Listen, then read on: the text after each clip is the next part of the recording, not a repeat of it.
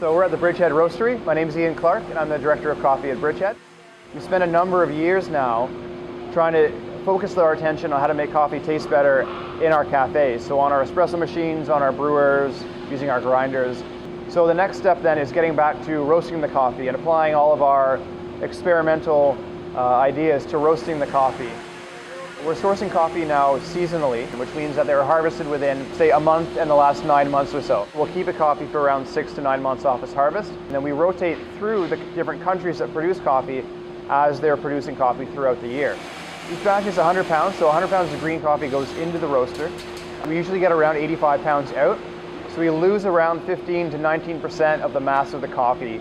That could be largely water content that's just being vaporized, but a lot of it is some of the mass of the coffee itself being roasted away. And so lighter roaster around 15%, darker roaster around 19%. We end up with about 85 pounds per batch. So over the course of the roasting process, we're applying varying heat to hold the coffee at certain temperatures for certain times.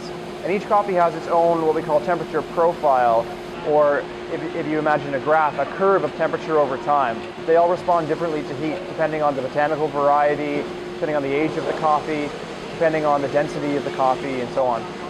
It was necessary to make sure we don't have odors going in the neighborhood all day long. What we found is the best available technology for controlling smoke output is called a thermal oxidizer, or an afterburner, and it essentially raises our exhaust to a very high temperature, and it eliminates any visible smoke and any odors by breaking down the smoke into basically carbon and water. If the coffee is roasted here, we can send it out the day after it's roasted, and so it can get to the customer within a week of roasting. The aromas that are in freshly roasted coffee that make it taste really unique and beautiful, chocolatey, nutty, fruity, floral aromas, they oxidize very easily, so the air kind of attacks them and makes the coffee taste sort of flat and brandy and woody and not as good.